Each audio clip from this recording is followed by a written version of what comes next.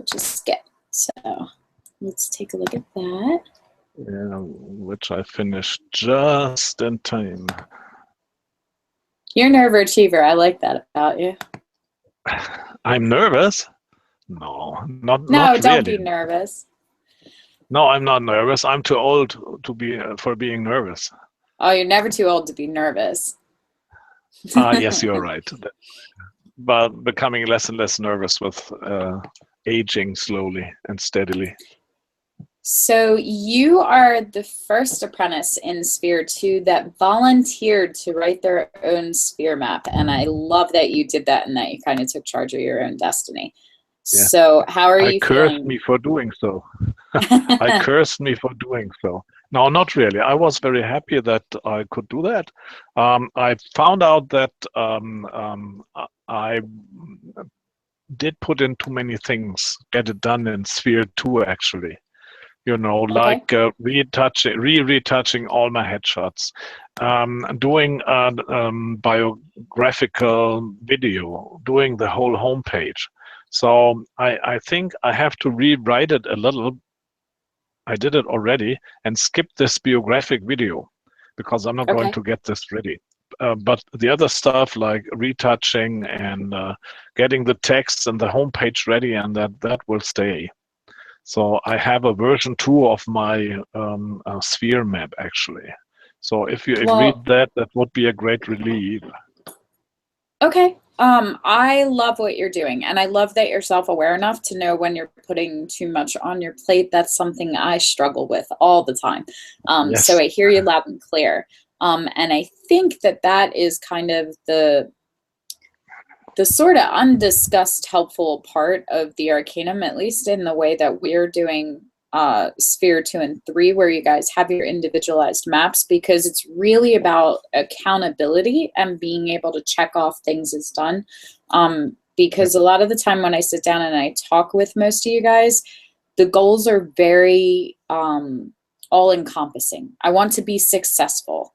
And then we have to define whether that's people knowing your name or, you know, financial security or quitting other jobs and doing your main thing. And then people can usually hop on the bandwagon and get really excited about all the things that they want to do and they have to do.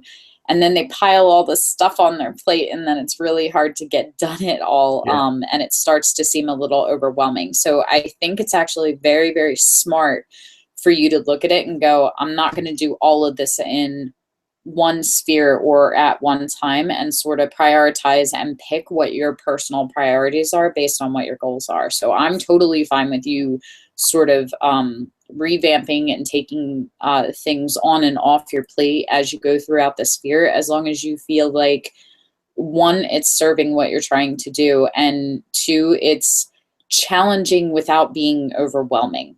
And you, I have higher expectations of, because you are an overachiever and you work hard and you work really fast, which is something that I love about you. You've gotten through the first 2.5 spheres in faster time than a lot of people completed the first 10 levels.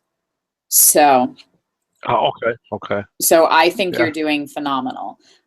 So let's take a look at the images, and then we'll look at the sphere map and some of the things that you're doing and where you want to go from here in the second half of the critique. Does that sound okay?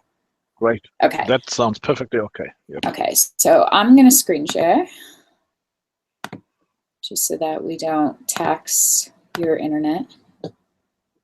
Okay, so you posted this, way to get in under the wire, 11:17 when the critique was at 12. Very good. I appreciate it. Yeah. Okay, Cool. So the challenge was... I've been retouching like a madman, actually. I believe it. So the challenge was to have the headshots that you think were homepage worthy, like your first impression kind of thing. Yep. And I have to say, all of my headshots so far had been retouched by third party, by another retoucher. Right. So And I wanted to do it all by my own. Okay, so these are all your retouching in this collection then? You see, like if you take the first picture here, the lady with this young boy, this is the image I retouched, and the second one you see a comparison of three images. The first one is the SOC. In the Okay. middle is retouched by third party, and the third one is retouched by me, so that you can see what I've done. Okay, so this So you one take the here. first image, that you see my retouched image as I did it. The second image is the comparison of these three images. Okay. So if you I enlarge hear it, you. you see that there are three altogether. We will get Okay, that. so this is This is straight my out of version. camera. No, I retouched this one. Okay. I hear you are So, disappointed. So oh, now okay. No, here I'm you not see the. disappointed. I just want to make sure that I'm Okay. understanding what we're looking at. So No. the first Okay. one is Now the finished retouch. That's your completed image. that's my completed image. So now Okay. you see the SOC in the middle, retouched by third party, and the on the right hand side what I did. Okay. Perfect. So up until Oh, now, have you been working with a retoucher full time for all of your I shoots? had until 1 year ago I worked with a retoucher, and then I realized that I had to become independent of a retoucher first because it was a lot of money I had to pay him. Second, Mm-hmm. I became dependent on his artistry. So once he started to leave the path I thought was good, um, I, I couldn't do very much about it. So Right. and then I decided I have to be in charge with everything, and only if I know how to retouch, I can become a better photographer, because I then know what I did wrong and what I had to retouch and what I could do better during the shoot. So that was my Okay. intention. Price structure, an image retouched, let's say, added to my bill about $100, and that's too Okay. much for me, for my price structure in Germany. And I wanted to be able to do it on my own. I never thought I could do it, and yeah. So what I intend is actually I want to get a more natural look Okay. in my Um, images.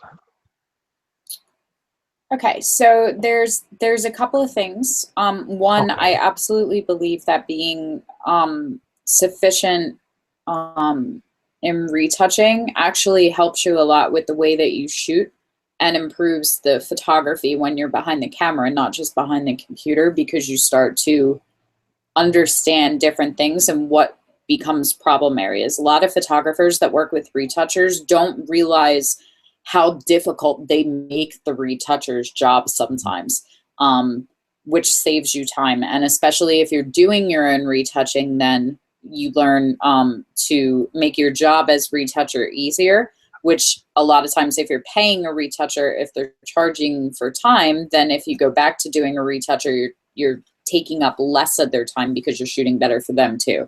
So I'm a big Okay. believer that it'll only help. I've never let anybody else touch my images. That would be a little bit like Van Gogh handing over his paintbrushes and going, just finish this up for me. But that's totally personal preference and just my personal feelings on it. I have no problem with people working with a retoucher. I don't think it's any different than me working with a makeup artist. They have their place too. So I'm fine with both. One thing you did say that just caused me concern, though, is that using a retoucher meant that you were having to charge an extra $100 and onto the price tag for your clients. Did I understand that right? Well, I was paying these $100, so it went off my final bill. Okay. The amount of X, for a shoot, and I had to pay $100 to the retoucher. It's less in my pocket. Okay, so your pricing hasn't changed. You're just putting more money in your pocket. Right. Okay, that I'm okay with. But what was causing me concern was that you had stopped working with a retoucher, which means you're now adding that to your workload, and then you weren't paying yourself what you were willing to pay someone else. So No, no, as no, long as no, your no, price, no, no. okay, Yeah. Yeah, then that's fine. I'm okay with that. I will charge as I have to say I was very proud actually. I got contacted by an American photographer, a former, let's say, colleague from Peter Hurley's group, and she screwed up a whole shoot. Mhm. Can you help me with retouching? And I got the job for 23 images to retouch, and they were very happy. And I charged for it. Nice. Not too much, but Well, it was my first retoucher's job, so not bad. I do have to say, looking at the images and seeing them in a row with all three, I actually like your retouch better than the retouchers. Yours is the third one, Thank you. correct? Yes, that's right. I'm Yeah. growing about 20 yards. Yeah, In height. if I had to pick one as a final image, like if you were just Okay. putting these and all three of these were options of which is the best, Okay. I would choose the third. So I Hey, actually you're right. like yours better than what you were paying somebody else to do for you. I think the Okay. coloring is more Okay. natural and stronger. It's a little high contrasty in the middle here, and you get this sort Yep. of shadow under the eye that I'm not seeing in yours. It's just got a lot of almost, you know what it is actually? It's the purple reflection of the actual background in the straight out of camera. Yeah. Yeah. See Could that be. on the Yep. skin? Hmm. So he Yeah. dropped in the background, and this is something a lot of people that do composites don't pay attention to. He dropped the background and put this very Hmm. warm yellow green in, Yep. and it's not matching up with the color tonalities on her skin. So you That, going in and adding the green where you can see little pieces, because if you look and take out like, oh, you can't see my mouse. On the third image, if you look at some of the yep. darker spots, oh, Yeah. okay, all right, I got. Let me see if I can fix this so that my mouse is Okay. lined up correctly. Hang on a sec.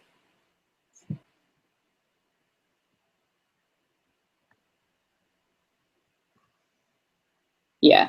Okay. So on the third image, if you see like the light green blue strip that you have in the third image, that kind Yep. of goes across the background, and then below you have these darker kind Yep. of colors. Yeah. Those Right. are I actually see what you mean. matching the tonality of the purple that's in the original background. So it's fitting much Hmm. more naturally with her skin tones. And I don't know if you did that purposefully or not, if you were conscious of I that, but that's definitely something that you should keep paying attention to in the future. Yeah. Well, I said I chose this kind of a background deliberately. Perhaps not really knowing what I did, but I thought it looked better. Yeah, and it definitely does. You also warmed up her skin a little bit, which I think makes it Yep. look much softer and more natural, and gives that sort of warm feeling that lends to the moment that you're in with this mom and baby nose to nose, which is Okay. definitely a warm and fuzzy kind of feeling. So I think it's extremely well done. Let's look at it close up by itself. I love that you're keeping the skin texture in. I think I'm a big fan, and I definitely sharpen the details, especially around like the eyelashes and the lips and things, but I think you're being just slightly heavy-handed with it to the point that I can still pull out that you're sharpening. And you want to be careful that the Okay. sharpening isn't getting pulled Okay. into fine lines on her face. So particularly around her nose, right here, you Yep. have like the crease of her cheek and where the lips sit in. Yeah. Um, Yeah. I know those are, what you mean. yeah, those are over sharpened too, and I can see some of the fine lines in her face. So selective sharpening is also good. So I would just take it back, not much. I love your retouching style. Just pull it back just a little Okay. bit from where you are. Okay. So if Okay. you're sharpening at 3, take it down to about 2.5. Does that make Okay. sense? No, I'm not. I'm using high pass filter at the end. So Okay. I do a frequency separation with apply image. You Okay. know, where the layer calculates from the blurred image the rest of it, so the structure is staying in place. And at the end, I do some high pass filter and I paint it in selectively, but I might overdoing it. I agree to that. So that's good that we are talking about that. So I can, with the other images I still have to retouch, I can bear this in mind and can rework on those I did already. Yeah, it's going to be subtle too, and I'm really picking on you. Like I'm really looking for something I'm to happy for it. give you to work with, because overall it's an amazing image. But it's those subtle little things where like the extra lines under her eyes and her cheeks add a little bit of age to her. And all women, especially after they've had a baby, anything you do that makes them feel younger and slimmer increases sales. Yeah. Okay, good. Okay. So this is your image, and then this is the three of them. Right, exactly. I got to tell you, I think that all this time you've been wasting money on a retoucher because I like your images better. I didn't know it at the time being how to do it. It took me, I have to say, I learned a whole year on retouching. I worked on that. So yeah, fine. It's good that you say that. I'm happy. Thank you. Well, and it may be too, you know, because I do know some really talented retouchers. I think that it's a talent to be able to retouch multiple photographers' images in a way that complements the way that they shoot. So how I would retouch your images would be entirely different than how I would retouch Sandra's images, and totally different than how I would retouch, you know, and so I think maybe now that you are photographing it and you are retouching it, you know what your images should look like, and so it's suiting the way that you shoot better. But so far, looking through these, I like your edit better than the third-party retoucher, which isn't to say they aren't talented, just that I think that yours complement it better. It may be my computer, but there's a little bit of banding in the background. Yeah, which I'm inclined to slap you on the wrist for. Yeah, the thing is, you know, this is very high resolution, and I'm retouching in a 16-bit on 16-bit. So I'm really wondering about this banding. What might be the reason for it? Because I didn't paint in anything. It's the original background. It just has to do with the quality of light and information and some of the settings that you have and the way that you're retouching. I would have to, oh, well, we have it straight out of camera.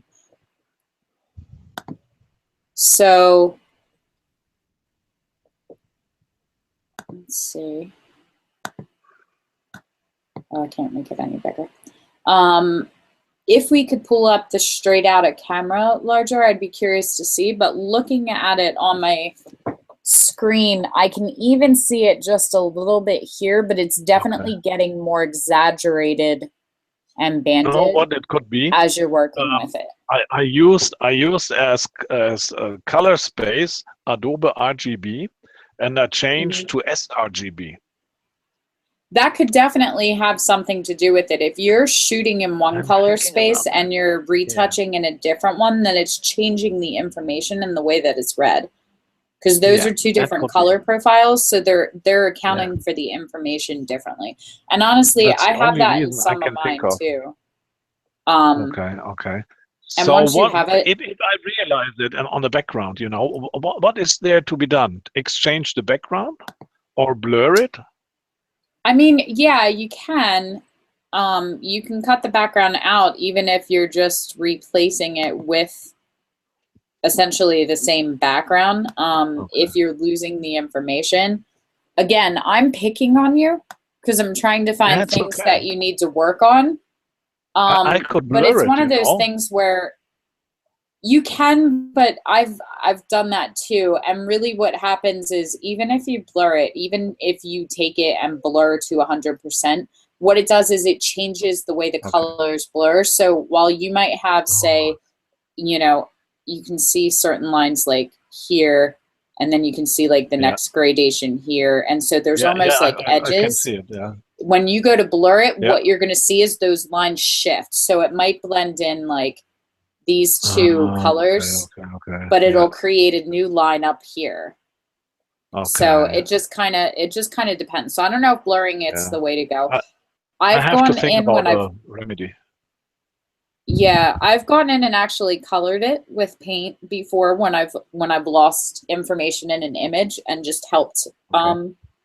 to sort of soften and color it. But I would say one, I would say that we as photographers pay attention to this, and if you were putting it in, say, competition, that it would definitely lose points for that, especially around Yeah, the of back course. of it here. But Sure. she, as the client, I'd be surprised if she even noted it or said anything about it. Yeah, it's So sometimes take it with amazing a with how little clients are happy with actually. yeah, because they don't think like we do. That's right. Um, that said, Which sometimes is good. I would definitely look at paying attention to what your camera's shooting Okay. in and what you're retouching in and marry them so that you're in the same kind of color space, and playing with different color profiles and see if that helps. I'll ask around too, because this is definitely not my forte. I am not a tech Okay. person and I don't pay that Okay. close Okay. attention to those, but I'm You sure know what some of the my other masters will know. okay. You know what my problem is? When I'm working on a calibrated monitor, okay, Hmm. this monitor is a good one, but he doesn't automatically switch to the color space I'm working on, you know. So if let's say I'm working on Photoshop and it's an image I'm working on Adobe RGB. And it's set to sRGB, the colors look shit, you know, and think, oh fuck, what have you done with your colors? Oh no, you've forgotten to switch. So I was so fed up with it. And let's say with all the other guys looking on a Mac monitor or on a TFT monitor, they all have sRGB color rooms. So I said, okay, Right. switch to this one color room, stick with it, because if you want to publish the image, you have to how you say, to transfer it to the sRGB color room anyhow. But it is a problem when I think I have to set the camera to sRGB as well, shoot in Hmm. sRGB, and then work in sRGB. Yeah, Because when I do the raw conversion, the thing asks, you know, working space is sRGB, but the image is in Adobe. Should I, you know, transfer right. it? Well, But it won't work. I think I have really to look into this matter. Yep. Okay. Yep. I think the other option is to just create multiple color profiles in your calibrated monitor so that you can see it across different ones. Yeah, Especially, I have do those. you happen to work on two different monitors? I have Like my three. Yes. laptop is okay, so maybe what you need to do is set one to be calibrated to sRGB and the other one to be calibrated in whatever your camera's calibrated in. That way you can see the Okay. same image in both. Because there are a lot of images that I look at and critique that even if your Okay. monitor's calibrated and my monitor is calibrated, that doesn't mean they're It's calibrated different. the I know. same. So a lot of So times this matter a lot actually. And you know what the reason is? hmm, Why? Because I thought, okay, I'm working with a calibrated monitor, and everybody was calibrated the same.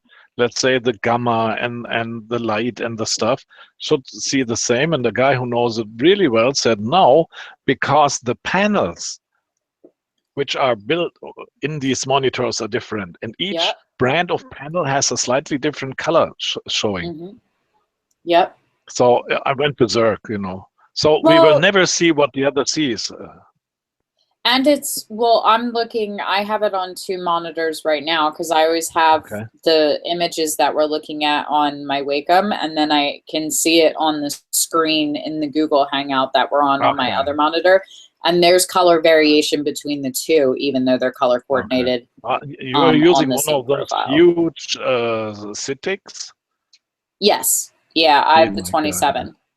Well, I've got Yeah. just the 13 one because it won't fit in my desk, on my desk. Yeah. Yeah, it's the only thing on my desk. So, Oh, okay. I think it's important that even though we're talking about it and paying attention, and I do think it's something that's worth noting, don't get so bogged down in trying to make sure that it looks exactly the same on everybody's monitor, because one, you can't, and two, honestly, it looks good on both of them, even though there's slight color variation. So I can still pull out what works and what doesn't. As far as good. as far as the image itself, I'm not sure what happened with the retouching, but on her left shoulder, there seems to be a little like cloud or muddy spot that looks like it was like blur coming off the skin. Camera left? Camera left or her left? No, shoulder? her left shoulder. Okay. I can't see it right now. Yeah, okay. I love the light in her eyes. It's just a little hot on her right cheek and forehead, but it's so subtle that it's just me nitpicking. I would go in and clean up her hair a little bit. I don't like the super plastic Barbie hair that a lot of retouchers do, but some of the further flyaways can definitely get retouched and move a little bit. Okay. You mean as well getting rid of some of the stray hairs? Okay. Yeah. This one I just retouched for myself, so there's just this one image now. Okay. I don't have a comparison. I love it. I like the light. You do really, really beautiful work at bringing the eyes out and making them pop. I think that your light is just a little hard on the skin. I'm still seeing, like, it's not even that it's necessarily overexposed, it's just hot. Right on the bridge of her nose and on the forehead. I did this in Dodge and Burn, actually. I have to admit it. Okay. So I can take it out easily. Yeah, no problem. Good. So I love the shape of the light, and I think that you're 98% of the way there. I do the same thing. I tend to overcompensate when I'm dodging and burning. So as long as you have it in its own layer or mask, dodge and burn like you normally do, and then just pull the opacity down just a little. This one I love. This is beautiful. And you do really so that's the good work SLC at a and camera. the original.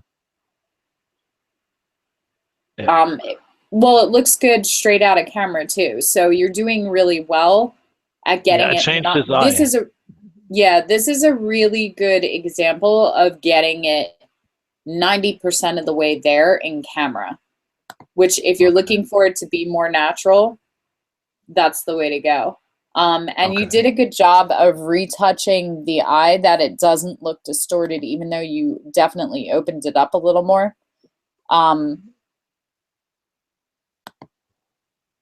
Well, it's actually his left eye. I took over. Okay. And I turned the pupil then, so that the reflection of the light is on the same side. Right. Okay, it was fun to do it. I just tried. You know, it's playing, fooling around with stuff as well on seeing how it works.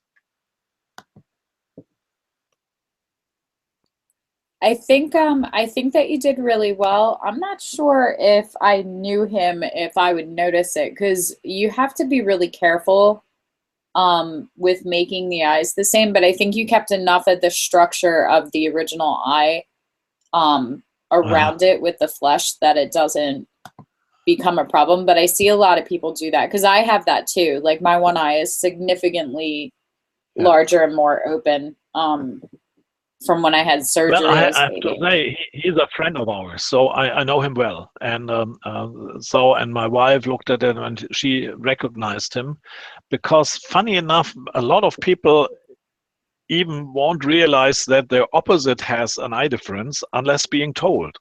And once you're being told, you will always see these bloody eye differences. But before that, before I started taking headshots, I had no clue what eye differences could look like. And now the first thing I look is there an eye difference? Yeah. So I don't think that the clients would be aware of it. They would be more aware of it, let's say, in the original image, on saying, well, I've closed that eye a lot. Yeah, well, it's a subtle thing where a lot of times they won't be able to place it, but nobody's face is perfectly symmetrical. So if you take No, I know that. Yeah, sure. Yeah. dead on headshots, it's always interesting to divide a line right down the center of their face and then flip it and make them perfectly symmetrical and see how different your face would look if you had one side or the other as opposed to them both. Like even here, like even when you have people who are symmetrical, the face would be totally different if you cut right down his forehead and nose and then absolutely. put them together. So I think you did a good job of keeping it subtle enough that you opened it up without making his face too symmetrical, because the human eye will look at it and go, something looks off about that. So I think you did well with it. So this is now, first one is SOC. The second one is the raw conversion. So it's no third party retouch. And the third one is mine, because I was so surprised when I did the raw conversion that he had put something on his face that made him look so brownish, yellowish. I thought, oh my God. And I had so many difficulties on retouching him and getting the color off. Even with working, with several layers on selective colors, and so it was very hard to get it off. So he is now a little bit darker than he might have been on the shot, where the light was really hot. But he is this kind of, how you say, we call it a sun studio, where you go lay down on a thing with tubes, and you get tanned. Like the tanning bed. Studio. Yeah. So he is a type of doing that. So he looks much more tanned in the final image, but he is the guy. He looks like this actually. That's my only excuse why he's so brownish. Well, and it's not necessarily the tan color that I think is the issue as much as the discoloration between the face and the neck, which is a problem you see with women a lot when they do their makeup, is that they stop at the chin line. And so the rest of their skin doesn't match up. So I don't know if he's tanning at a tanning bed, he would have tanned evenly, even if he kept his shirt on. It should have been tanned under his neck. He didn't do it. It was in January I shot him, I think, something around this, and he was rather pale. So I thought, oh my God, I'm not tanned enough, and he put something on his face. And I didn't realize it in the studio.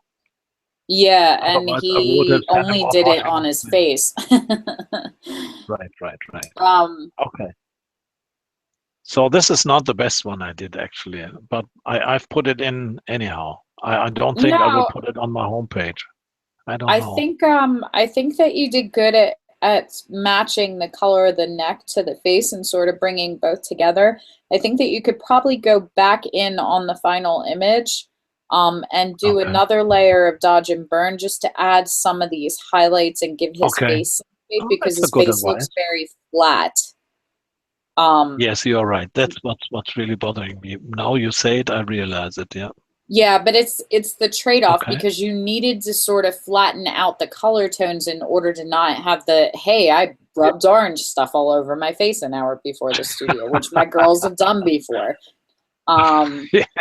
So I think that you got there and you did a good job of evening out the colors. So now you could go in and dodge and burn and add some of these highlights and shapes to the skin just to give them a little more three-dimension back. Okay, I'll do that. Yeah, great. This one I love. I didn't put. Yeah, I didn't put in the original because it's quite obvious. It's the SOC and what I did.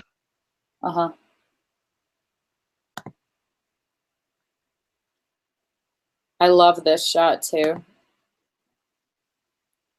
So the second one was the retoucher you were paying. In the middle, yeah, right. Yeah. Right. You're already better than who you were paying to do it. So I definitely would not use a retoucher anymore. Okay, cool. I would have a field day critiquing this if the retoucher was in my cohort, but I'm not going to, because he's not my student. So let's just suffice it to say that yours is better. Okay, thank you. I think that you do a really good job of painting the light in if the light is a little flat from camera, because we really don't have a lot of structure in the face here. And I think that you do a good job of doing it naturally. Let's go back to the big one. You're a little heavy again, specifically under the eyes. Okay. And on the forehead here. And there's one streak on the nose. Yeah, you have the shape of light correct, though, which is more than half the battle, is understanding where the light should be. Okay? So really all you're doing is you're paying attention to the fact that whatever is pushed out catches the light. You know, just if you watch people in the light. So that's why we usually have highlight streaks on the bridge of our nose, because the nose protrudes further out of the face than anything else. So you have to keep in mind that under, by the eyelashes, I wish my arrow would sync up. I don't know why it's not. Hang on a second. Let me see if I can pull this over and if it works over here.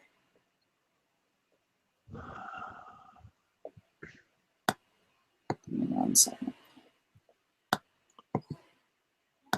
Just point with your finger.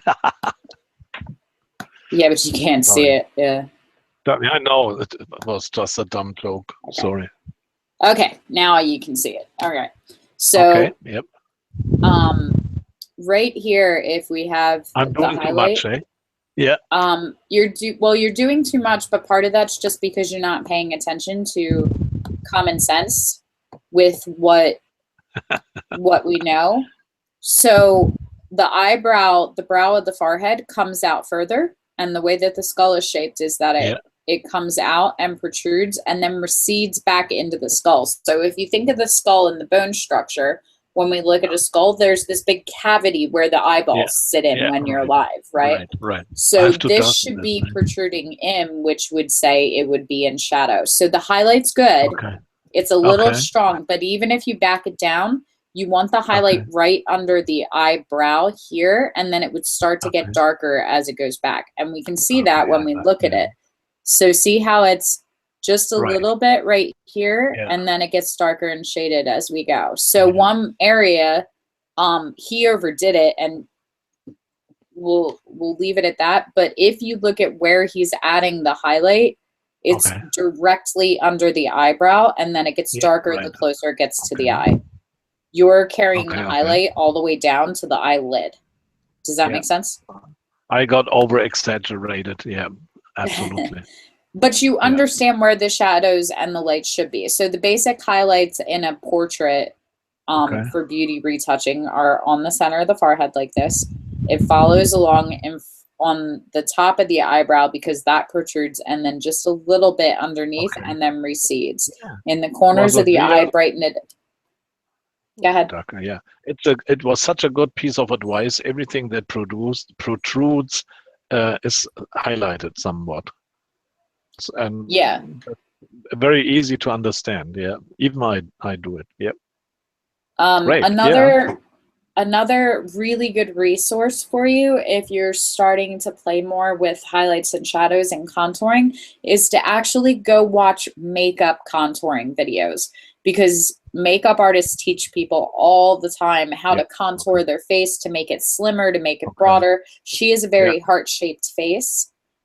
So going and looking up makeup contouring for heart-shaped face will bring up how they do it with makeup for celebrities and stuff to get that flawless look and create the shadows in real life. Yeah, I have to work more on that. Yep, right. Okay.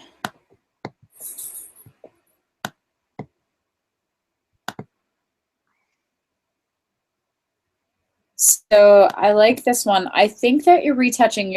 You are a little sharpening happy. The thing to know about that is that your sharpening is actually, it works for men. So the way that you retouch men and the way that you retouch women is different, because women want that flawless matted skin, which is why we wear the makeup, and we want it to be smooth. We don't want to see any lines or anything else. But men, they usually have the facial hair. It helps them to be distinguished and to look more regal, I think. Whereas women, you know, like men actually, I think, hit their strides because of society norms in specifically first world countries, especially. Men are usually defined by their stature, their career, their bank account, what car they're driving. Like they're more material, and women are defined by their beauty and their youth. So I actually think adding a little bit of texture that lends to um, age is actually viewed as very sexy for men. Women, however, Okay. do not want lines under any frame or circumstance whatsoever. So Okay. I think what's But working for your portraits of men just needs to be pulled back just a little bit for women, and okay. you'd be there. Okay, but you would say that on a lady's face, you should be able, if you look a little bit closer, that you should see the pores. It should The be not just flat. The pores, No, but- yes, Okay. but only Okay. if the Yeah. pores are flawless and extremely Yeah. small. And, you know, so you don't want Yeah. Yeah. any of Yeah. the Yeah. lines or the age or the textures No. No. No. or I know the what you mean. Yeah. uneven Okay. things.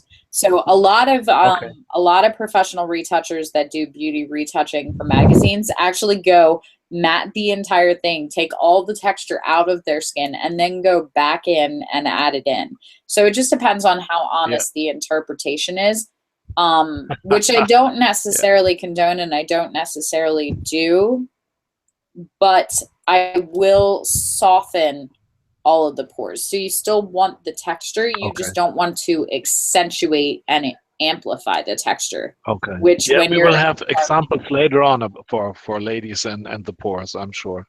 yeah. So, Here on the image still to come. Yeah. mhm. The only thing with this one is that you lost the eyes. And it's so hard to photograph someone Yeah. and not catch any reflection in the glass, Okay. um, Yeah, and you're right. still catch it in the iris. So you have all this beautiful light that you catch in the Yep. irises, Okay. and you have these vibrant, alive eyes Okay. going through, and we don't have I that was here. quite sure that I had it. Perhaps I just took the wrong image here. I think I've put in the wrong image. You It may know, be, I you have may another have another version one where you that, see more light. Yeah. You know, I've always different versions of what I did, and perhaps I've put in. I know what you mean. Yeah. mhm. Gee, he looks red on here. I don't think so. I love it. Oh, hang on. What's happening here? I just put him over here. Okay. No, it's better. Yep. Okay.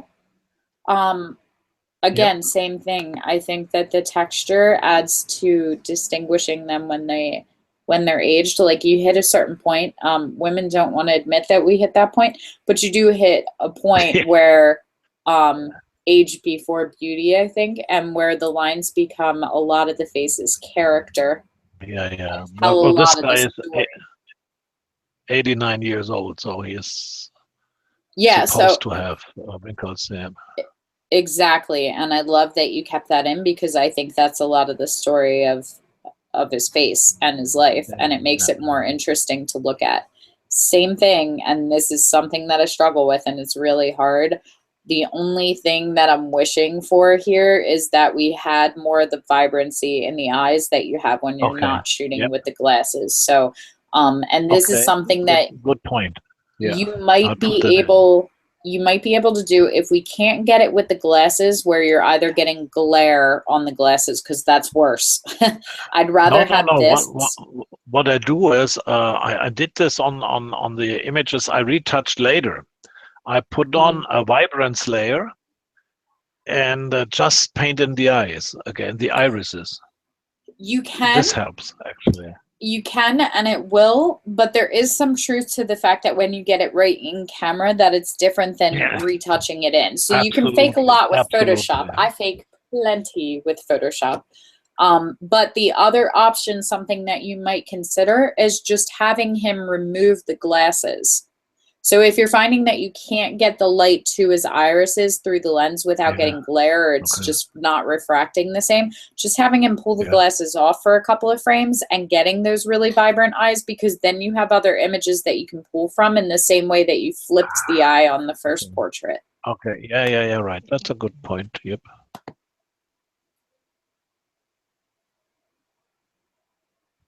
I would did this one. I agree, but it makes me Yeah. happy to hear you say it. No. If you look at the next image, which is from the same girl, you see what I mean. I'm with the next one. I'm happy with this one. I said I overdid it, so this one is much better, I think. I agree. Hopefully. Yeah. And I have to redo the other one in the same style. You're shooting a little hot and you're a little Yeah. overexposed. This So was very hot. This thing was really hot. Yeah, I have to say that. Yeah. you're compensating nicely and recovering a lot in Photoshop, but just taking it down a bit. Specifically, Okay. I think because you have a lot of light bouncing around because you're shooting her on a white backdrop, at the Yeah. very minimal, you want to make sure that you don't lose your people into the background. So right now, she has no shoulder. Her hair's just Yeah. Well, floating. that's the SOC on the left-hand side. I know, but you can't recover the information that's not there. No, So that's why I cut it off. You know. yeah, exactly. So if Yeah. we I don't had to have take it this off. Yeah. shoulder line here, then we Right. can't recover it Absolutely. here. Yeah. Yeah. Um, Right. I do think Well, that you that did a good job recovering it. actually this was one of the first headshots I ever did, almost properly. Okay. So it was way overexposed, and I thought I ruined the whole shoot. So actually, there's something I got out of it. Yep. No, and again, I think when we're talking about critique as photographers, that's different than what the clients see and whether or Yeah. not they Okay. like it. I'm willing to bet that she's really happy with it. I think Yeah. She understanding is. the Yeah. difference between age lines and expression lines is going to benefit you. Uh-huh. So Okay. these lines by the neck, they would get retouched out entirely. Give her a nice Okay. smooth neck. She's young enough that Okay. you can take that out. Yeah. And Okay. these lines are the beginnings of crow's feet. She's not smiling real Yeah. big, so they're not expression lines, they're age lines here. Take that out because I left it in deliberately. Yeah, I would say take it out. It's adding age, it's Okay. not adding anything to the expression. So Okay. when Okay. we go and we're talking about expression, if you have youth and you have a younger face, especially with children or anything else, ideally when they are in a relaxed position and a relaxed facial expression, there should be no lines on their face whatsoever, Okay. anywhere. As we get older, the skin starts to droop. Now, even if I have my 10-year-old come in, if she smiles real big, this is where all the lines start to appear. So Yeah. that is when you Yeah. get the Yeah. lines by the eyes and underneath Okay. here. But she's Yeah. not doing that in the image. It's a very subtle Yeah. expression. So she wouldn't have those. So those are age lines. Don't make your clients older. Okay. Okay. Yeah. Okay. They don't like it. Okay.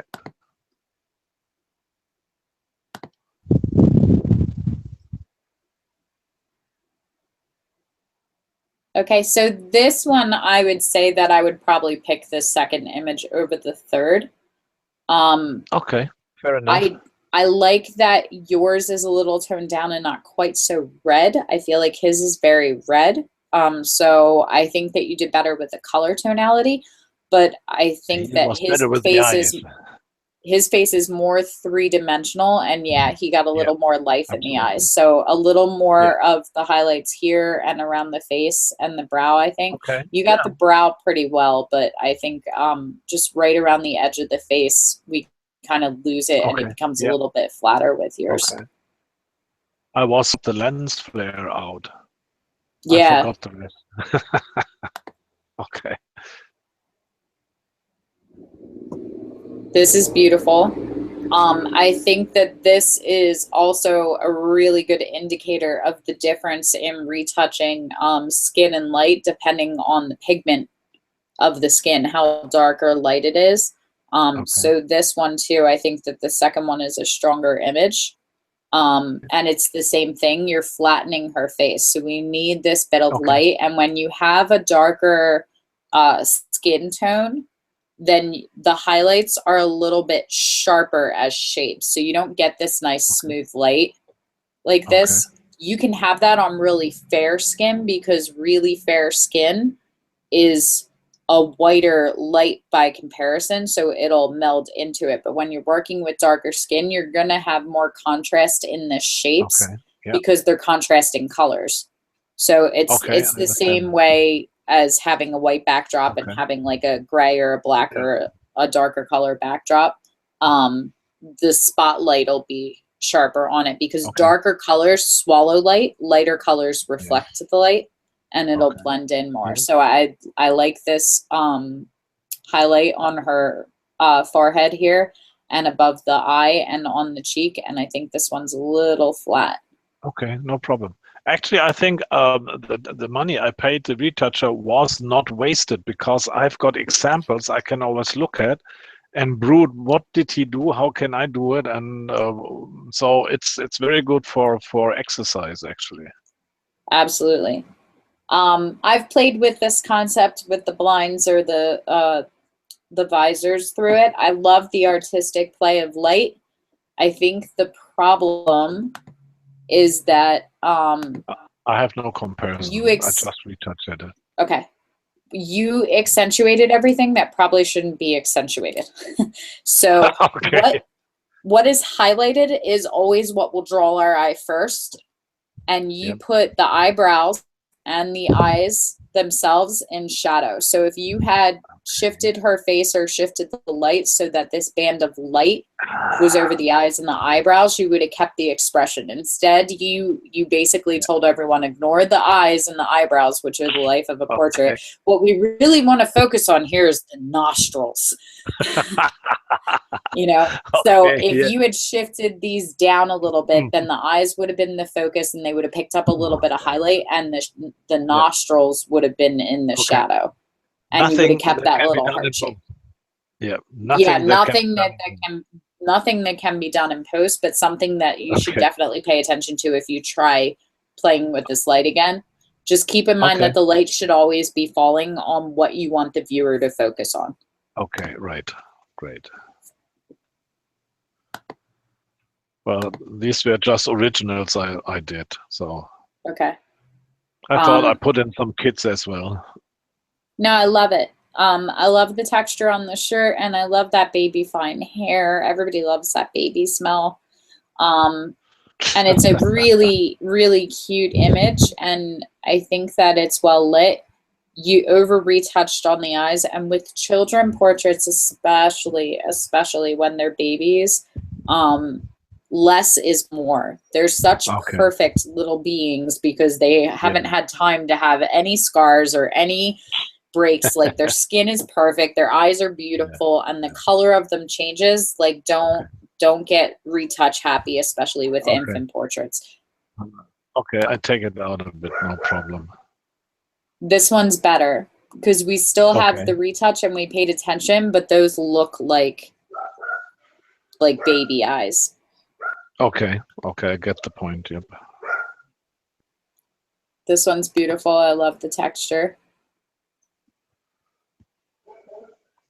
Is this one the out of camera one? I feel like they're switched. No, in the middle one, this is what the retoucher did. Okay. So on the left, it's SOC, middle is retoucher, and on the right-hand side is what I did. Okay, he really, really toned down a lot of your light. I do think that your light is a little hot mixing with his skin texture because he has a lot of yellow pigment in his skin texture. I think that yours kept the truth of his color, but toned down just a little bit of the oversaturation because I don't know if you guys have this expression, but when we're not feeling well or we look at someone and they look like they're sick, we say you look a little green around the gills. Like you get that sort of Yeah. like Okay. Yeah. Right. fleshy pigment. And we just caught that with the light just because of the natural undertones in his skin. So I think he did a really good job of retouching that out, where the middle one, I think, almost looks like it changes his origins and nationality a little. There's a lot more red tones in it. Yeah. So I think that yours is more of an honest interpretation of it. Okay. Good. I think this one's another one. I think what you're going to find is you're going to go in, you're going to retouch, you're going to dodge and burn, you're going to play with the colors, you're going to be happy.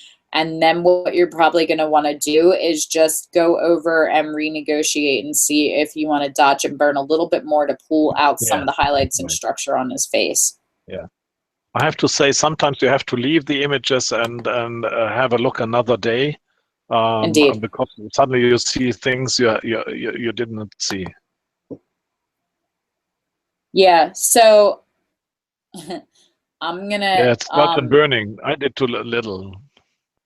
I'm gonna hit on both of it and say that I actually really like the out of camera image on this one.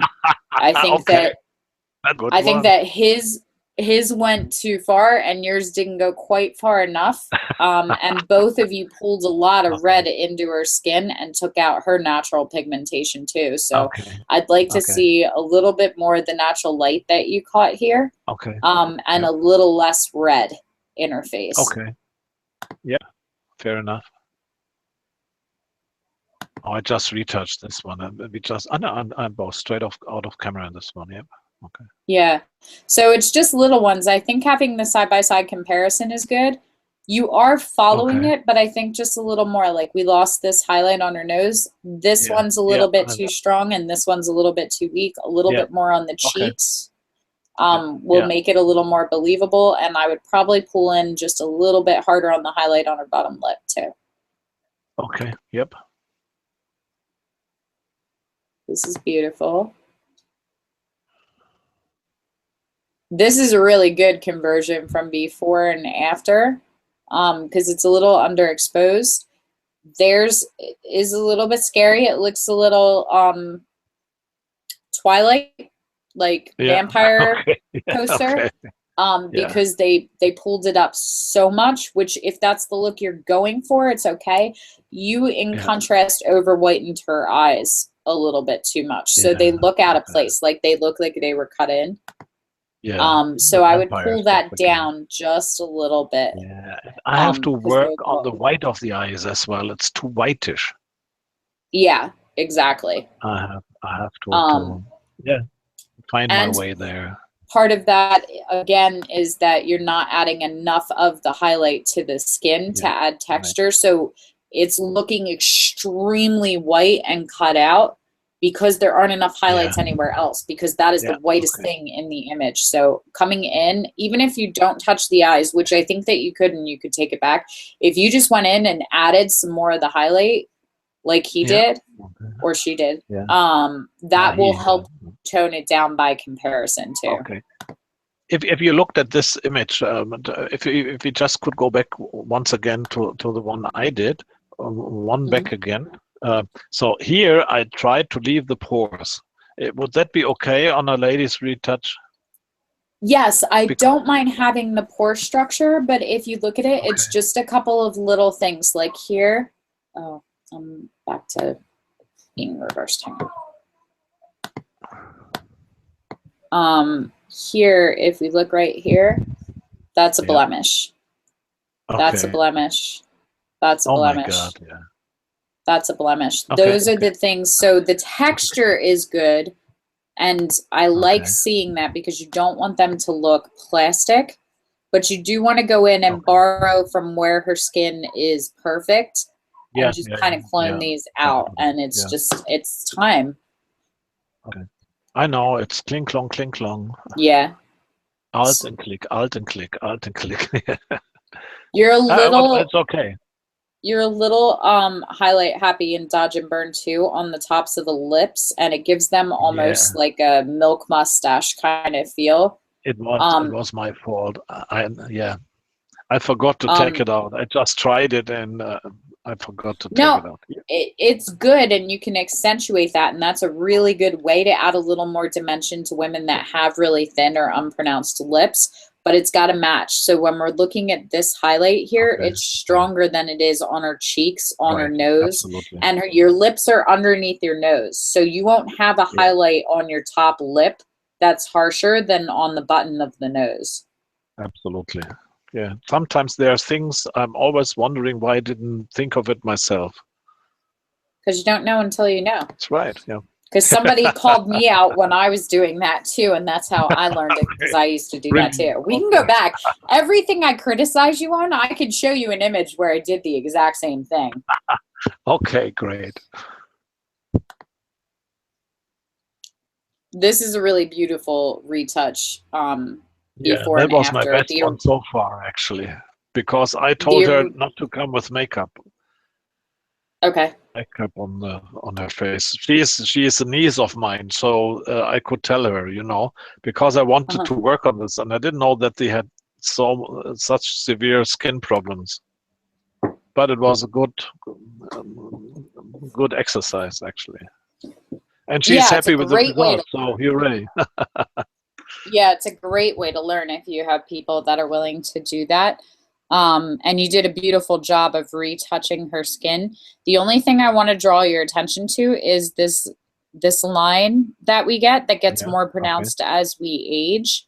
Yeah. You took it almost entirely out, but you left the Yeah. divot under her lips. So we Yeah. actually need it, and it doesn't have to be a line, but we do have to add a little bit of shadow here, Okay. because Okay. the way that the light is translating is that her face is flat from under her lip to this part of the chin because of the way that Right. we have the light. So I would Yeah. go in and I would just add just a little bit of shadow under her lip, and I would go in and I Okay. would touch this out and Out. add a little more dimension to the lip. Um, Okay. Great. it's just a little hot still on the side of her face, but for it being, no makeup whatsoever and being a full retouch, I think that you did a really good job. All right. Okay. And Great. that's it, Thanks a lot. right? Yep. Okay. That's it. So Yeah. how do you feel after that beating? Cool. I thought I would be clobbered much more than you did, and I'm Good. happy that it might seem that I'm on the right path what the retouching is concerned. And I like, actually, for me, shooting and retouching together is the whole image, actually. So I love doing both. I like shooting and I like retouching as well.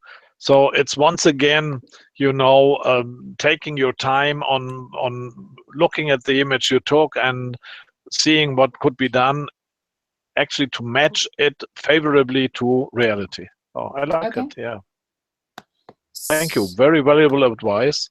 And I have counted, I have another 22 images for the homepage to retouch. All these things to do. And yeah, it's a little bit to do. Yep. Okay. So do you want to take a look at your website as it is in the images, and we can go portfolio worthy? Or what would you like to spend the second half of critique on? What's valuable to you right now? Do we still have time? I don't know how much time you. We do. Okay.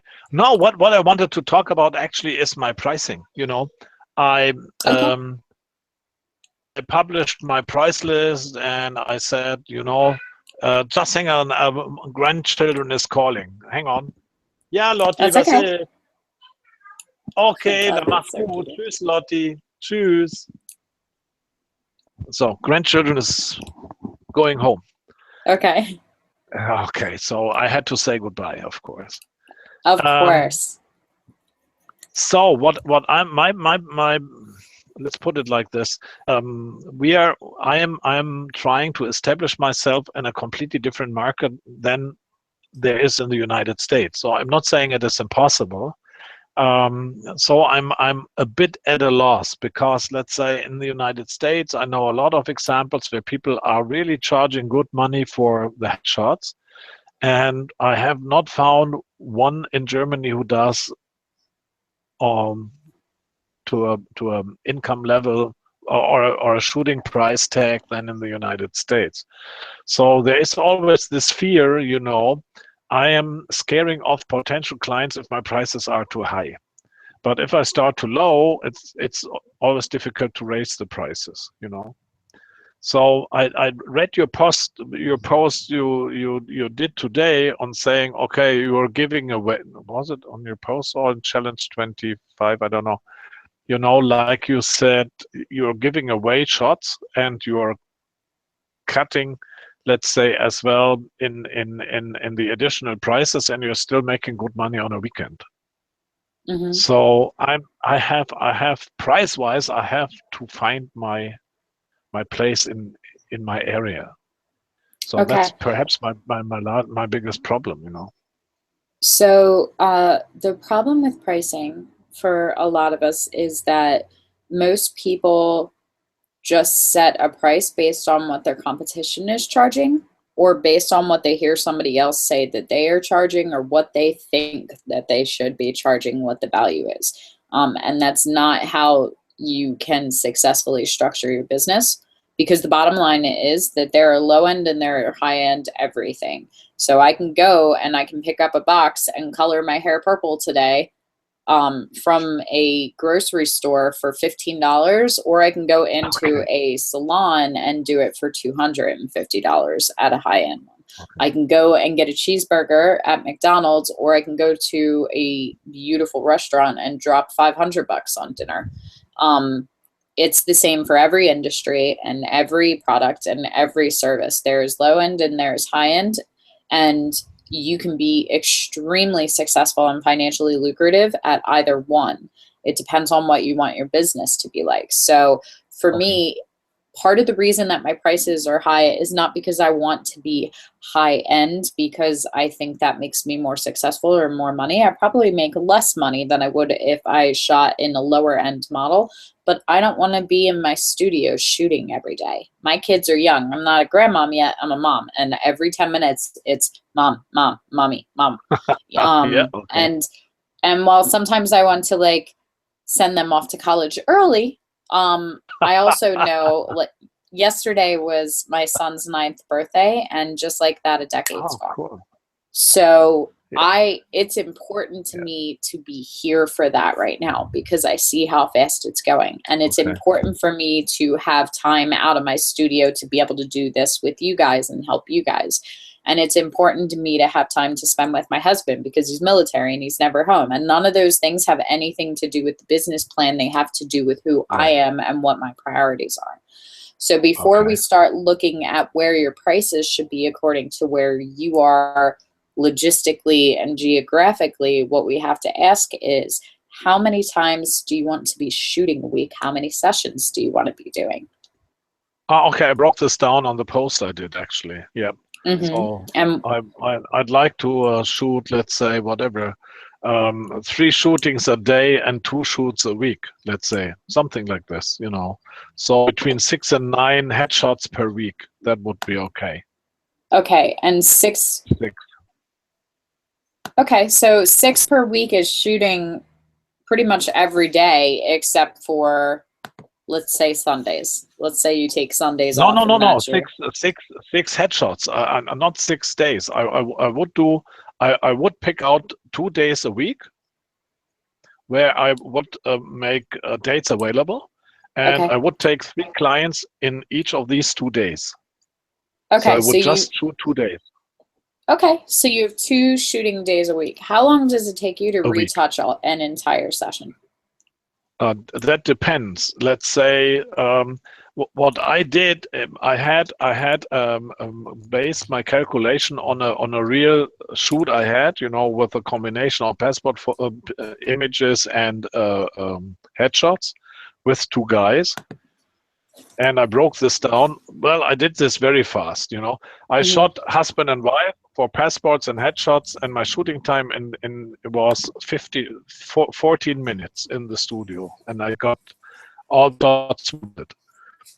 And I went and did the retouching, and altogether 1.5 hours. Hours for the 2 headshots until everything was ready. Okay. Calculate, fixing date by mail and sending the stuff off. I wrote all the minutes I worked 1 hour and 11 minutes. But this was really hush, rushing through. I wouldn't mind, let's say, or on the other hand, what I have to say is not the guy who watched one person for 2 hours, 300 shots for a headshot. I personally say a good shot should be possible within half an hour, something like that. If there's one shoot, one hit, really So you different can fit. do, okay, so you can do one image shot and retouched in about 30 minutes, you're saying? 30 minutes would be good. My average was less than 15 minutes for the Sorry, shot. let me It takes me hang on half one an hour of second for me, retouch. because you're breaking up. Let me see if me switching my bandwidth will help. Give me. Okay.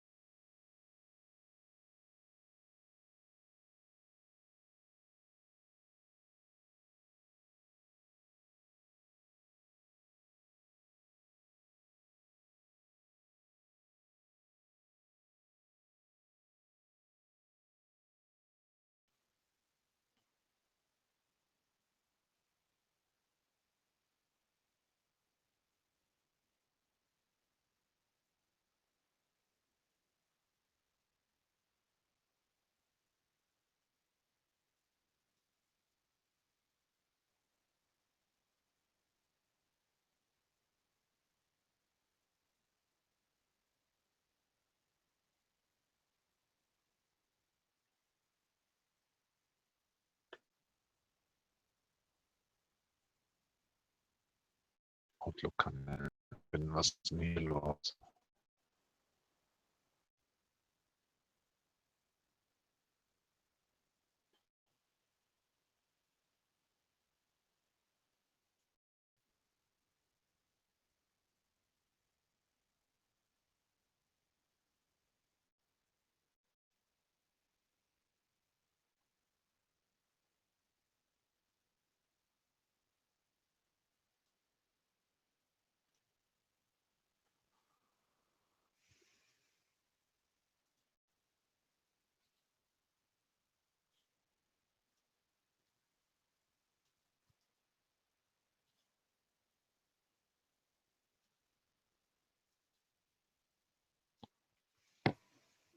Okay, can you hear me now?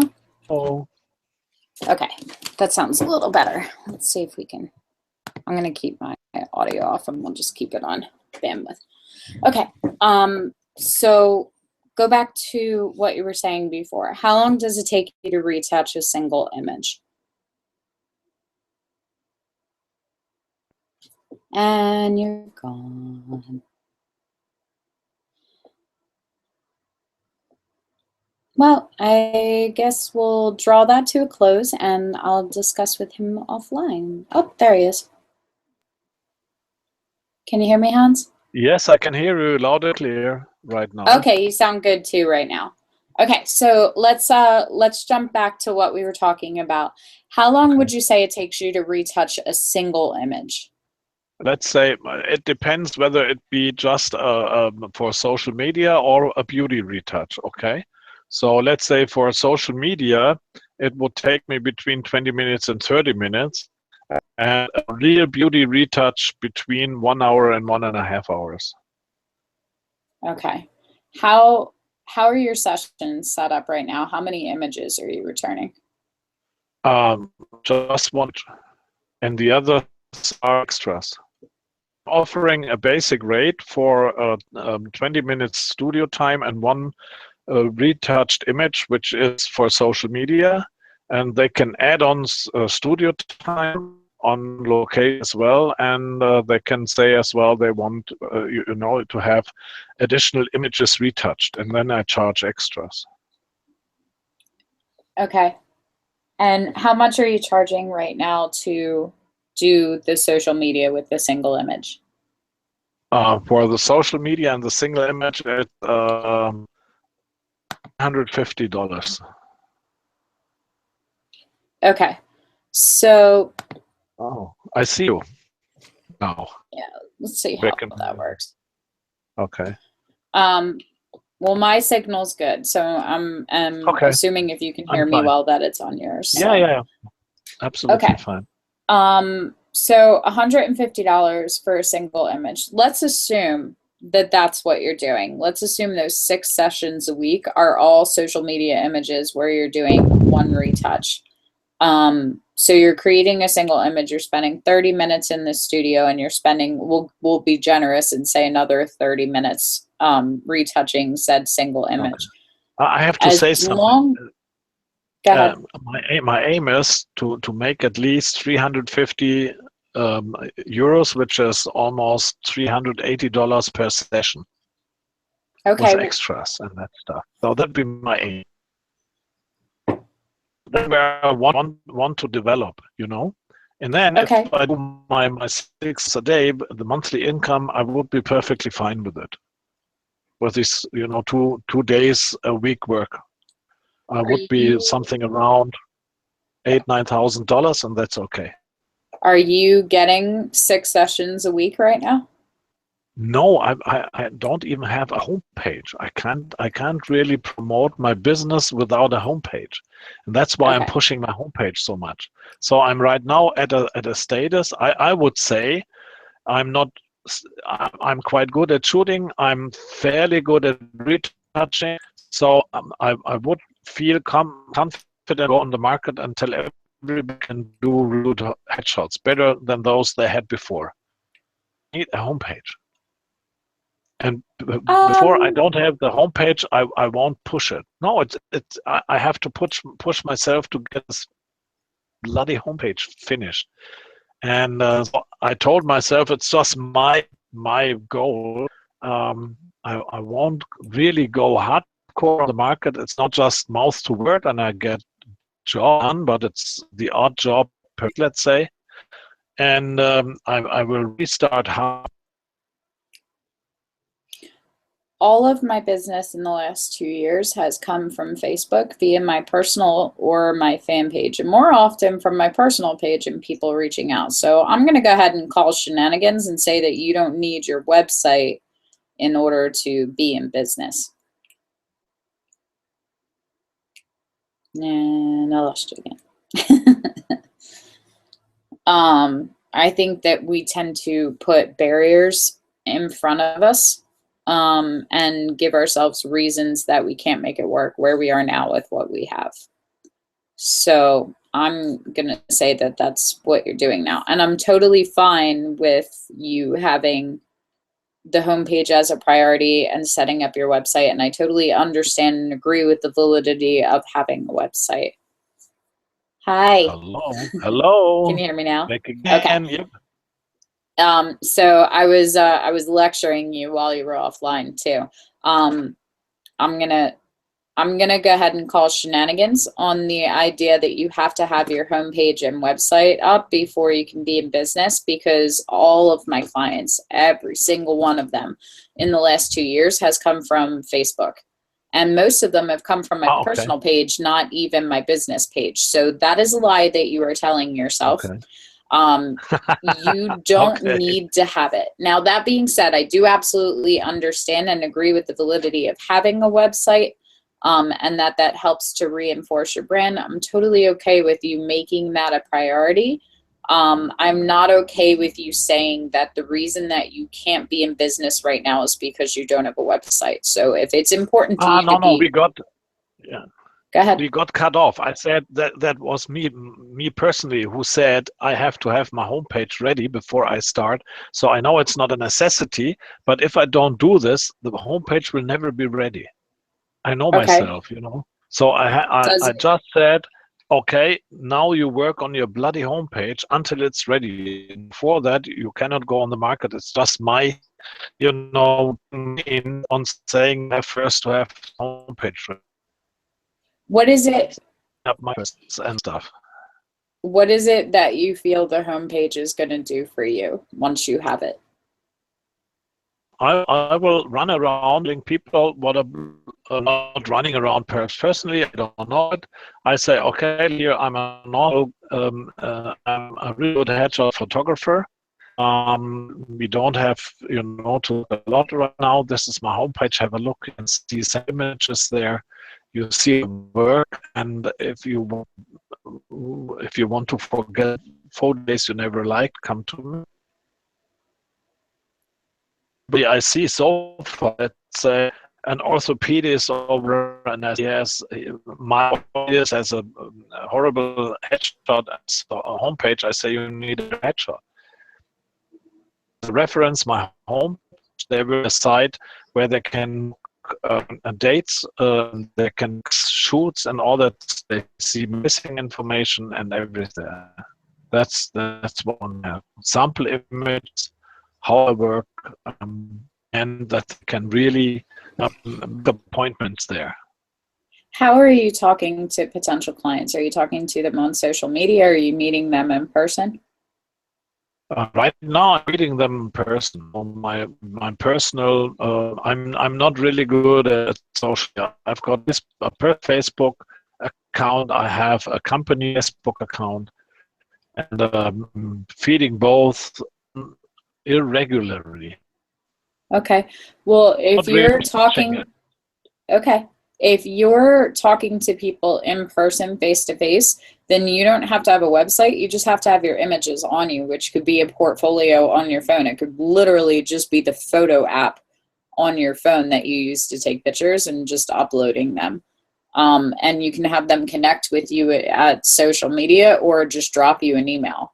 So either way, I don't think that you building a website by itself in the land where any search term whatsoever returns millions of results on Google, the website itself is not going to help you get booked. There are thousands upon thousands upon thousands of people that have a website that gets no hits. So it's really just about the marketing plan. And honestly, I think your website and what you put on it and how you design it will change based on your business plan and how you plan on structuring it. So if you're going to operate primarily in person because that's how you want to operate and how you like to connect with people, the website for that is going to be totally different than someone that gets all of their business off social media as opposed to somebody that gets all of their business off of email. And I think that those are all things that are more important right now for you to be focusing on. And I think that we're over time and the internet is agreeing by continuing to disconnect us. So, all right, Hans, I think we're at the end of our meeting. The internet is not being conducive anymore and we're over our time anyway. So I think you should go back and watch the last 15 minutes of this. And then we should discuss a little more. But I think right now that your priority should be working on your business plan and not necessarily the homepage. Does that make sense? Being that the internet still won't let you comment, I'm gonna take that as a yes and stop the broadcast. So. Oh,